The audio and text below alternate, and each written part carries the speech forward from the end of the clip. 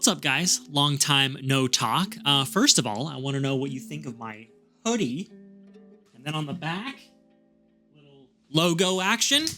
Now, I thought this was hilarious, but I was disappointed when not a single person on my entire trip made a comment about it. So I guess I'm just not as funny as I thought. So I probably won't be producing these, but maybe some logo tees or something in the near future. Now, before this video really kicks off, I want to say that this trip to Germany went flawlessly. Every single day was packed with new experiences, new places, new food, and I can't think of a single thing that could have gone better about this trip. And none of that would have been possible without Jan, Guido, Sebastian, and the entire team at SPS, along with Daniel from Bofi Racing, who all put in so much work in coordinating this and making sure it was the best experience possible for everyone involved. So I want to say thank you from the bottom of my heart to all of you for helping make this the best trip of my life and contributing to some memories that I will never forget. So I know this video is not going to be everybody's cup of tea. It's kind of like going over to your friend's house and looking at pictures from their family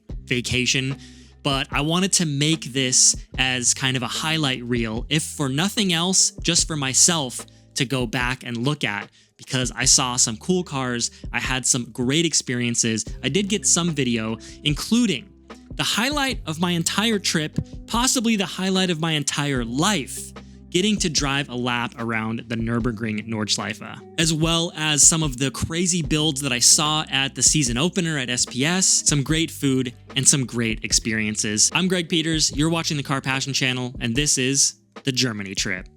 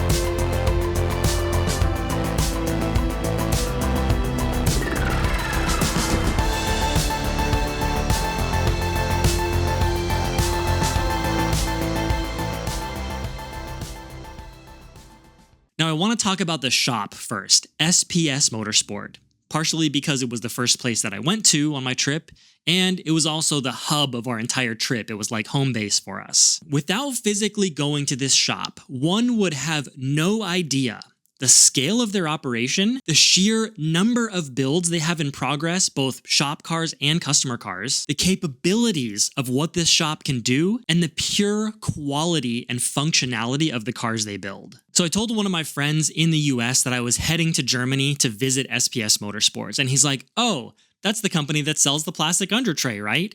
And although that is technically correct, it's the understatement of the century, because SPS is a multi-building operation. They have an entire building just dedicated to like a shipping and fulfillment center. They have multiple work areas with multiple lifts in each area.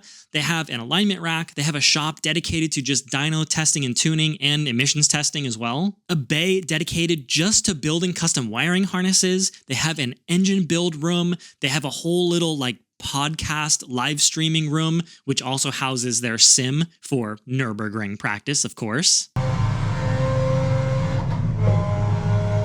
I mean, they had enough room inside the shop for an entire drift kart competition on the season opener. And yeah, that's just a casual semi-truck that they own for transporting cars to their more serious track days. So we did a walkthrough of all the builds they currently have in progress for both the shop and customers. And every time they would lift a hood, I never knew what to expect because they had some of the coolest engine swaps and forced induction conversions that I've ever seen. One example being this LFX swapped ND. This is Guido's personal car with a big turbo 2-liter NC engine swap. I freaking love this thing. Okay, you see this engine bay? This isn't some special example that I handpicked. this is just how all their builds look. And this car is actually really unique. You notice anything missing here?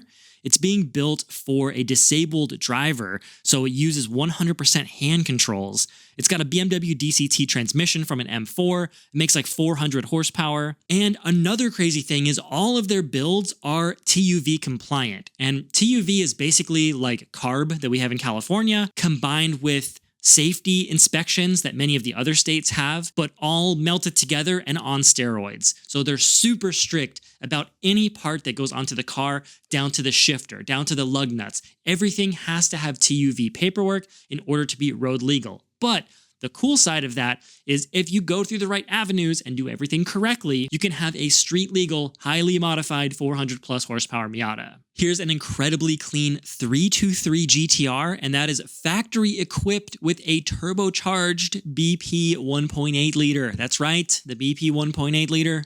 Built for boost, baby. What do you have to say about that, 1.6 boys? Now, we'll take a look at a couple more of their more exotic shop cars in just a minute, but I want to take a second to appreciate that their entire shop, every building, every room, is completely covered with these amazing prints and artwork. It would take me like a half an hour just to show off all of the cool stuff they have hanging and mounted around the shop. And a lot of those photos actually came from another shop that's located in the little compound around SPS called Nook. And I got to go visit Nook, and it's a little bit of a funny story how we ended up there on that day. Jan was talking to somebody on the phone, and he looks at me and he goes, "Hey, you want to see the first car?"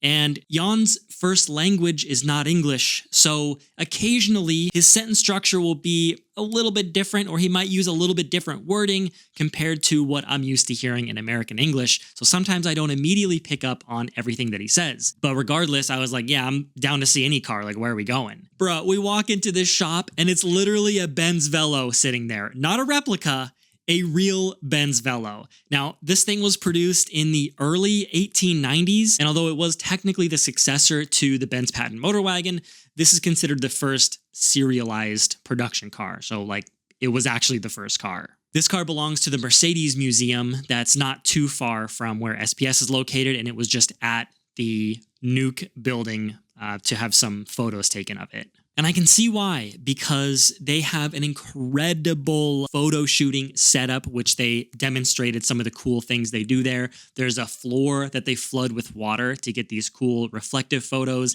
and they have these crazy big light boxes on winches that can do all sorts of different colors, which they use to get shots like this. And yes, that is a real BMW M1. And unfortunately, the M1 was not at the shop when we were there, but I still feel blessed that my shoes may have touched the same dust particles that touched an M1. Not just an M1, but an M1 race car, which is about 10 times as rare as the normal M1. So after the tour of Nook, I did head back to my hotel, and I had to take just a quick power nap. I was on like 20-something hours of traveling, but I didn't want to screw up my sleep schedule, so a little bit of a nap, then headed back to SPS where we did a little live stream. And I finally got to unveil my extensive knowledge of the German language. Ich spreche erst seit 2 Wochen Deutsch. Oh, but it's good. That's a pretty...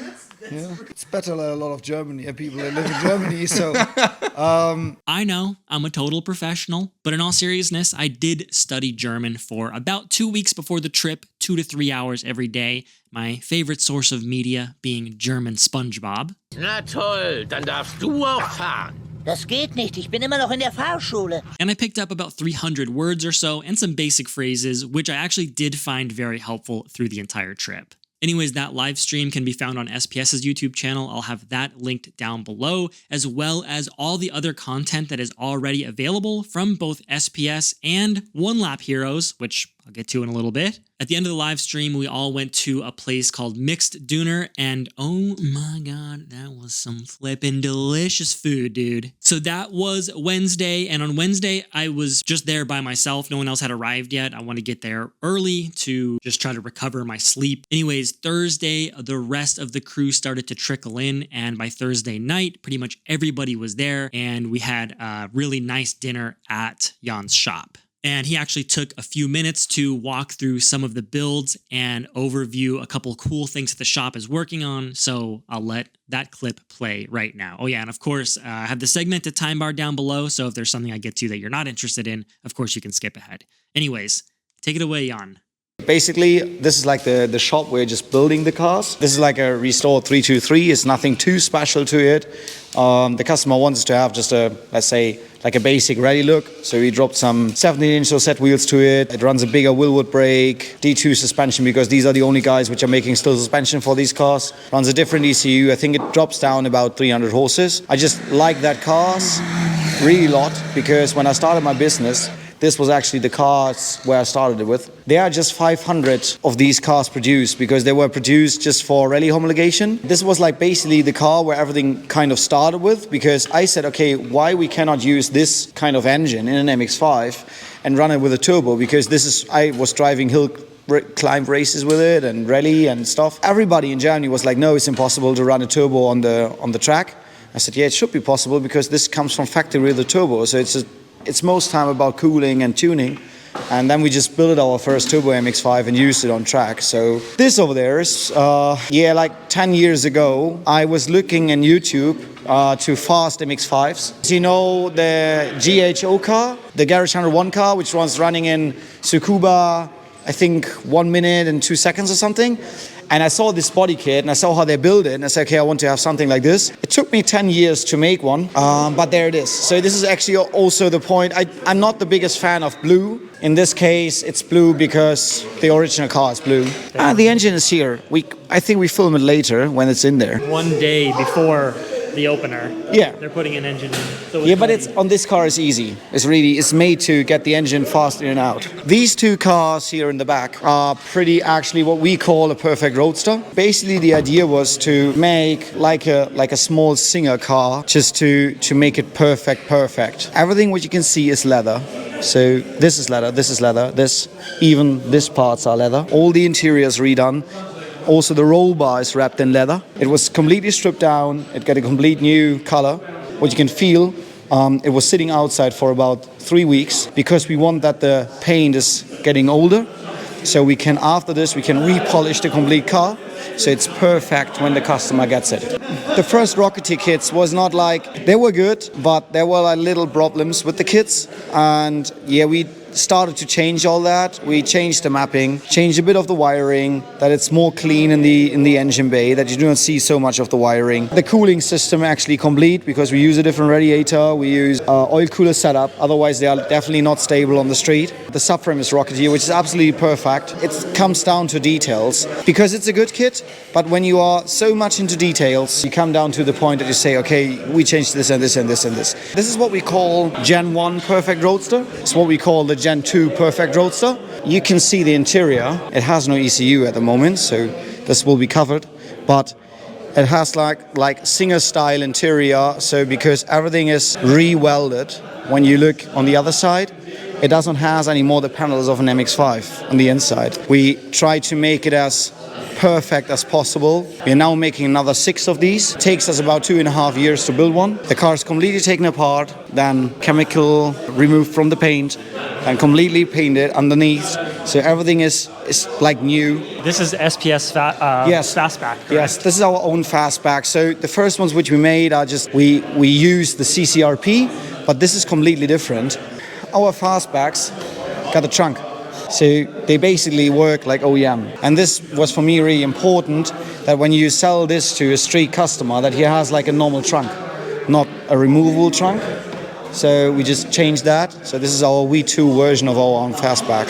From the point on which you can see over there on the red one, until it goes to the customer, it takes about 3 months. It's 1,500 kilometers of testing with 3 different people on 2 different conditions, so in rain and in dry. This is just to make the quality standard as we want to have it. The most interesting project at the moment is this car. This is basically a full restored MX-5 in A chassis.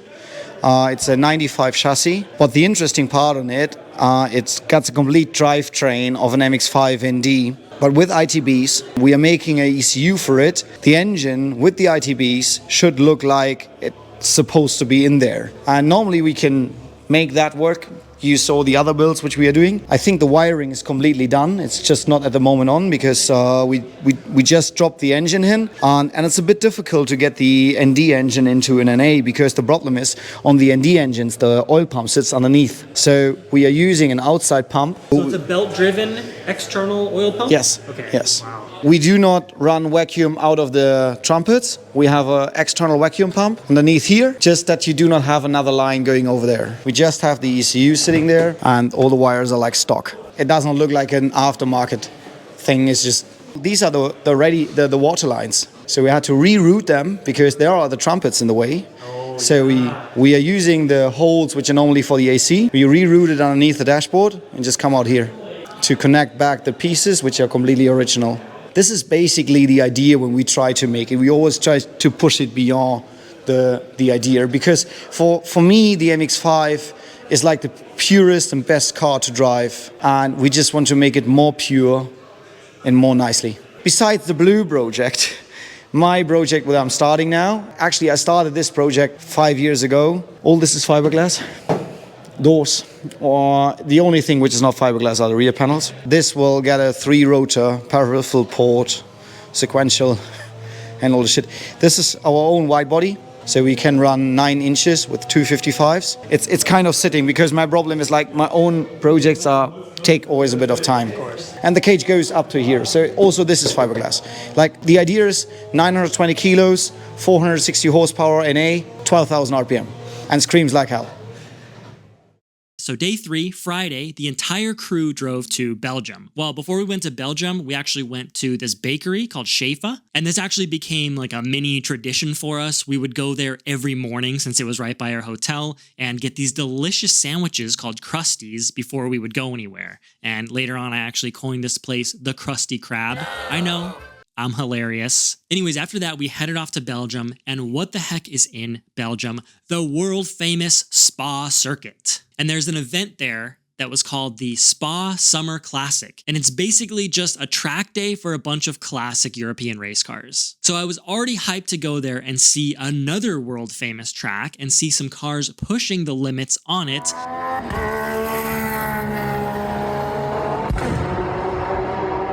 But I actually ended up seeing a couple cars there I did not expect that are personally very special to me. And the first one I spotted was this. Now, I know it doesn't really look like anything special, but this was the first car that I drove, meaning in Gran Turismo 4, on the Nurburgring that made me fall in love with this track. I would go home from school and I would do 4-hour endurance races with this car on Nurburgring, straight through, no brakes. So it was incredibly cool to see this car in person and, of course, see the Nürburgring in person, which I'll get to in just a few minutes later in this video. Now, I know that some people probably think it's an extremely nerdy thing to geek out over seeing a car from a video game, but I just want to say that I don't care, and I thought it was awesome. Anyways, let me show you another car that I was pumped to see, and it is this IMSA M3, and it's for the same goddamn reason. Electronic Arts, 1998, the game was Sports Car GT, and I was obsessed with this game.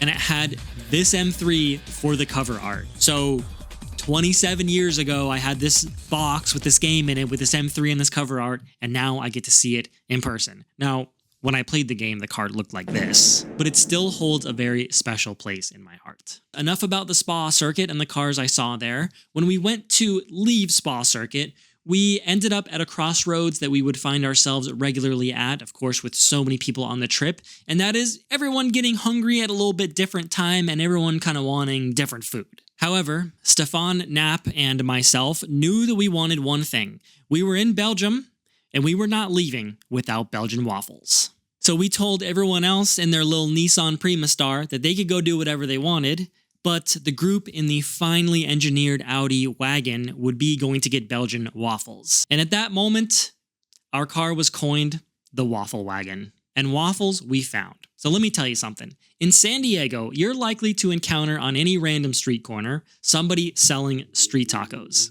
But in Belgium, it's street waffles, baby. So we enjoyed the most delicious, fresh-made waffles with ice cream on top, of course, and this was one of the highlights of the trip right here. I love food, if you couldn't tell. Ich liebe Essen, as they say.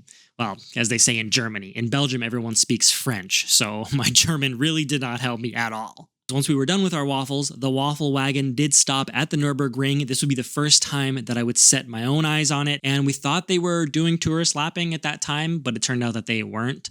There weren't any cars on the track, but we still got to see it, and it absolutely gave me chills.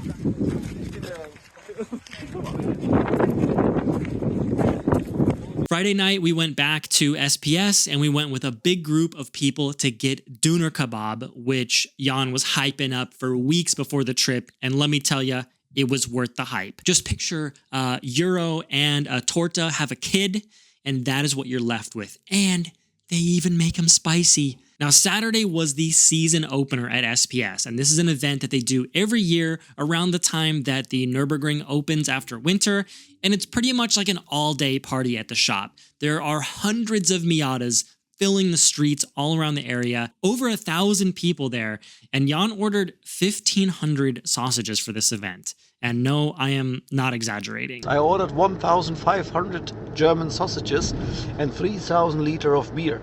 So, sounds like a promising day, I guess. And it was a day full of conversations, chilling with friends, meeting new people, and seeing all types of unique builds that showed up. And there were a lot of people there that wanted to talk to me, which pretty much filled the entire day. And a lot of people had me signing parts of their car. Someone walked up to me and they're like, "Hey man, would you mind signing my hood?" And I'm like, "Yeah, I'll make my way out to you and like find you in your car at some point." Buddy shows up 5 minutes later with his hood.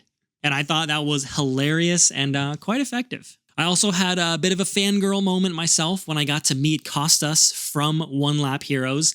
Anybody who's consumed Miata content on YouTube most likely has seen OneLapHeros. They've been doing bonkers things with Miatas at Nurburgring for many years.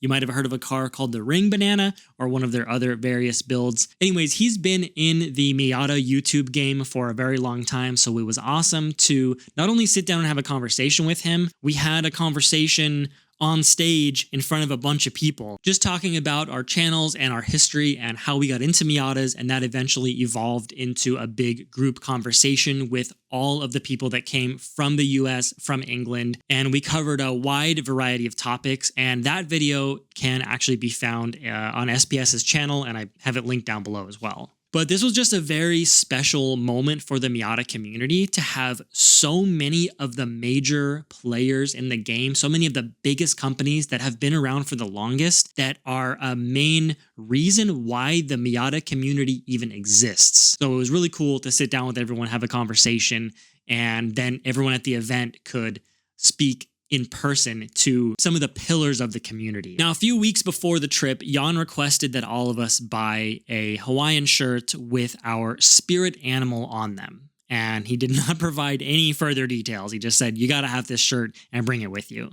Well, what we found out Saturday morning is at a certain time, he wanted everybody to dress up in their shirts, and we would all get up on stage and explain why the animal we had on our shirt was our spirit animal, and then we would help call off the raffle tickets and the winners of the sim contest and the drift kart contest. So my shirt I thought was pretty clever. The Tacosaurus Rex. Obviously, you guys know I love Mexican food. I love spicy food. So I felt like that was an appropriate spirit animal. But Daniel definitely took the cake. And his shirt, well, let me just show it to you. So I'm definitely giving him the prize of best shirt.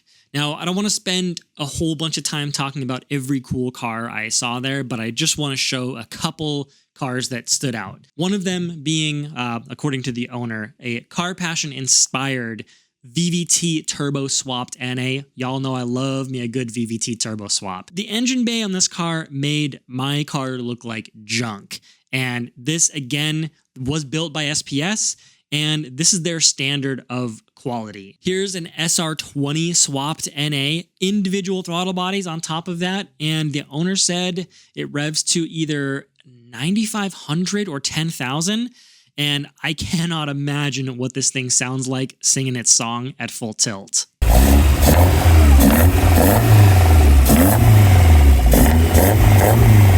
This is Jan's personal car, the one he was talking about earlier in the video. And yes, that is the one that didn't have an engine like 10 hours before this video was shot. Anyways, another individual throttle body car, fully built, naturally aspirated, and it made around 240 crank horsepower, which is approximately 200 wheel horsepower, naturally aspirated. I think he said it revs to 9,200 also, if I'm not mistaken.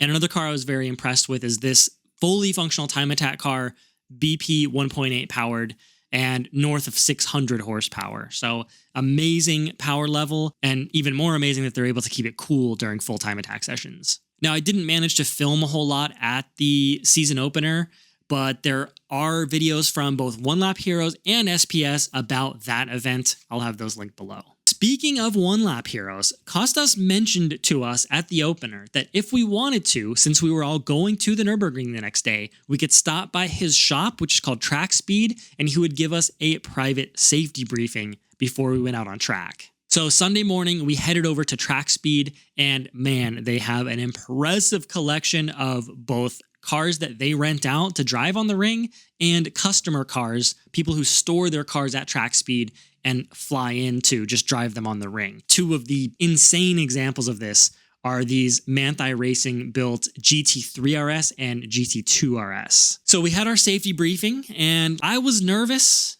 before this, and I don't know if I felt better or worse after the safety briefing. I mean, I'm grateful that we had it for sure. It's definitely helpful. But for those not familiar with the Nurburgring, it's considered to be one of the most dangerous tracks in the world. And that's primarily due to, well, number one, the speeds are crazy on this track. There's long straight sections, allows you to build a lot of speed, almost none of the corners having runoff. It's pretty much like a couple feet of grass and guardrail. Most of the corners are blind because of guardrails, trees, and elevation changes.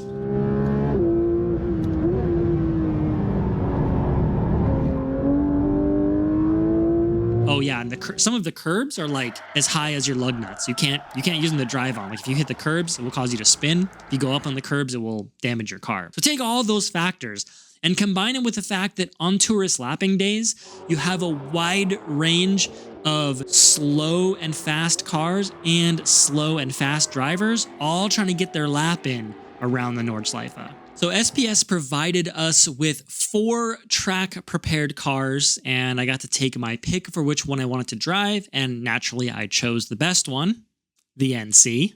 And I actually rode passenger first, which is exactly what I wanted to do, so I could go out and see the track without the stress of driving. And I know it sounds kind of weird, but I felt physically ill before I went out on the track because I was so stressed out to either drive or be a passenger. So I ended up riding passenger first, and Stefan Napp was behind the wheel. Now, Stefan has a lot of track experience. He's got a lot of experience in the NC, and he took it upon himself to drive 300 laps around Nurburgring in the sim on a Assetto Corsa and a Spec Miata before coming here to gain maximum track familiarity. And I also trust that he's not going to do anything stupid. So I did feel relatively safe riding with him, even though I overall was extremely nervous about just being on the track in general. 2-3 minutes into the lap, when my nerves settled a bit and I realized, like, okay, this actually isn't as scary as I thought it was going to be. And I got to appreciate and take in the surroundings.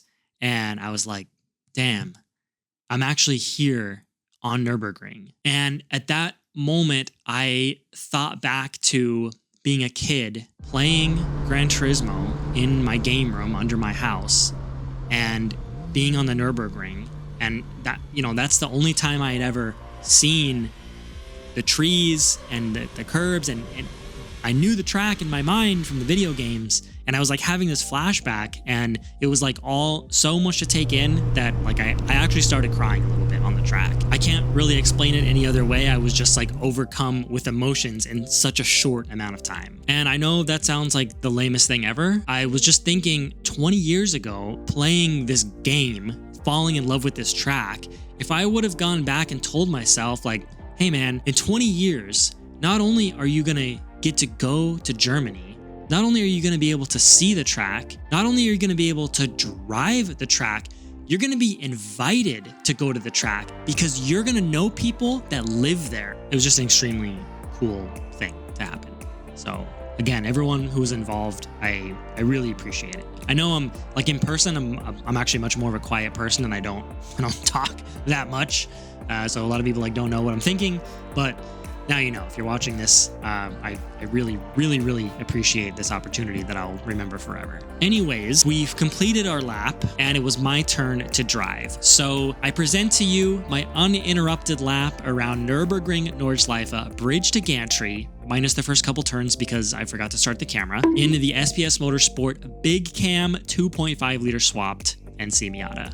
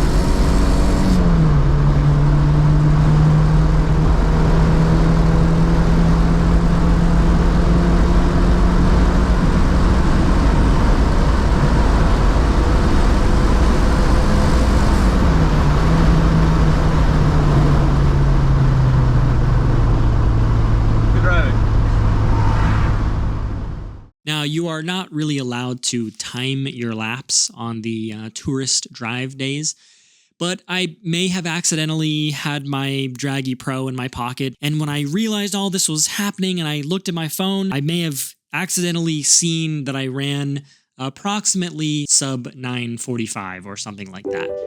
Oh, hold on. I'm getting a call. Hello? Ferrari? Driving sponsorship? Ferrari. I guess they heard that I did a sub 10. Anyways, after that lap, I got to ride with Lennart in his personal turbocharged NB, and it was great to experience an actual flyer.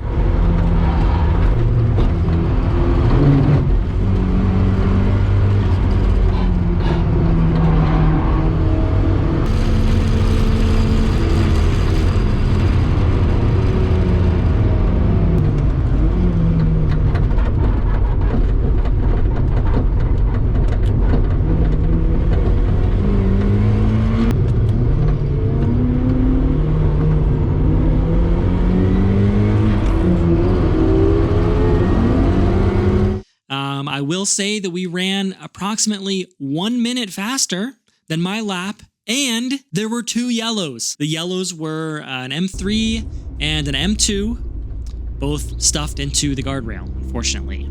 So that was my Nurburgring Nordschleife experience, memory that I will take to the grave. So we actually spent the rest of the day at Nurburgring, which is not just a racetrack. It's an entire community. People live there. People have garages there. They store their cars in, and there's a bunch of shops, like basically an entire mall is there with gift shops and stuff, and a whole museum filled with a bunch of race cars. So it was an entire day experience. And the icing on the cake at the end of the day is after the track closed, we actually got out onto the track and we got to walk around. And of course, as many others have done, I had to leave my mark. I would also like it. Go down the forest, searching for BMW.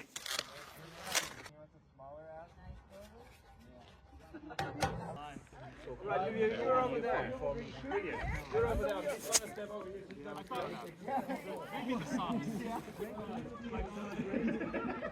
So maybe you guys will see Timothy on the guardrail in Gran Turismo 8 or 9 or 10. It's probably going to take a while for the resolution to get that high in games, but he's there. Timothy is an international cat now. So Monday was my last full day in Germany, and a big group of us basically just went around and did tourist things. We drove to Cologne, we drove to Aachen, and we just went around and saw some of the amazing sites and architecture and buildings and landmarks and stuff like that. And we had some good beer and some good food. And on the way back, we did top out the Nissan Primastar on the Autobahn, which was pretty cool. And at the end of the day, Jan invited all of us over to his house, which is a convertible, might I add.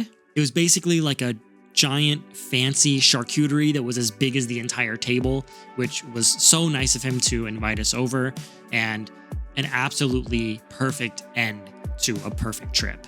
Tuesday morning, Lennart drove me to the airport very early. I'm sorry again about making you get up so early to do that. Greatly appreciate it. And I made my way from Frankfurt to Munich with a short flight, and then 12 hours back to San Diego, where I promptly fell asleep. So that was the Germany trip. I want to thank each and every one of you, whether you saw my timing belt video 10 years ago, you just found the channel yesterday, or you've bought a shirt or a sticker, or you're one of my beautiful patrons. I did not forget about you guys. You're all on screen right now. Extra thanks to you guys for helping make things like this possible.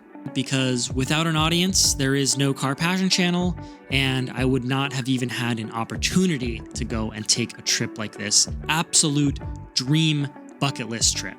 So that's going to do it for me, guys. Thanks for watching, and I will see you in the next one. Peace out.